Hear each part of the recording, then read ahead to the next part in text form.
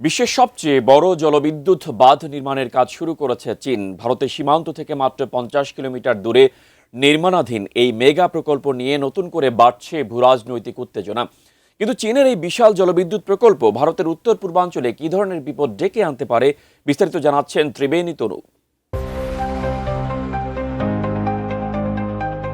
তিব্বতের ইয়ারলুং সাংপো অর্থাৎ ব্রহ্মপুত্র নদের নিম্ন অববাহিকায় বিশ্বের বৃহত্তম জলবিদ্যুৎ বাঁধ নির্মাণ শুরু করেছে চীন। স্যাটেলাইট চিত্রে দেখা গিয়েছে সাম্প্রতিক মাসগুলোতে এই বাঁধের কাজ দ্রুত এগিয়েছে। চীনের 60,000 মেগাওয়াট ক্ষমতা সম্পন্ন এই মেডক হাইড্রো পাওয়ার প্রকল্প ভারতের অরুণাচল প্রদেশ সীমান্ত থেকে প্রায় 50 কিলোমিটার দূরে অবস্থিত। তিব্বতে চীনের জলবিদ্যুৎ প্রকল্পগুলোর মধ্যে এটি সবচেয়ে গুরুত্বপূর্ণ প্রকল্পগুলোর একটি হিসেবে বিবেচিত হচ্ছে। ইয়ারলুং সাংপো নদীর উৎপত্তি তিব্বতে। এরপর এটি ভারতের অরুণাচল প্রদেশে প্রবেশ করে সিয়াং নদী নামে পরিচিত হয়। পরে আসামে প্রবেশ করে ব্রহ্মপুত্র নামে প্রবাহিত হয়। কোটি মানুষের জীবন জীবিকার সঙ্গে জড়িত এই নদীর উজানে চীনের এমন কর্মকাণ্ডে ভারতের উদ্বেগ এখন চরমে। উন্নত মানের কাঁচামাল আরআইএল অ্যাঙ্গেল এন্ড চ্যানেল, এখন কাঠের দিন শেষ, আরআইএল এর বাংলাদেশ।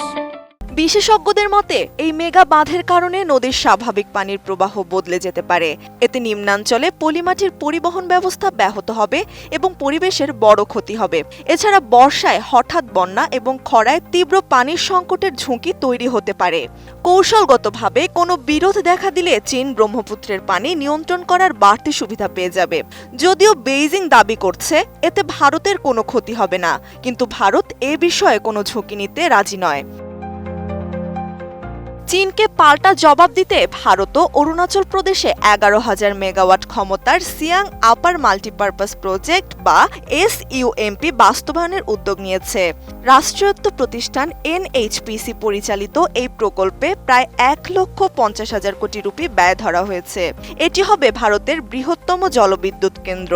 এই প্রকল্পের মূল উদ্দেশ্য হল নিম্নাঞ্চলের বন্যা নিয়ন্ত্রণ করা এবং চীনের পানি আটকে দেওয়ার ঝুঁকি মোকাবিলা করা।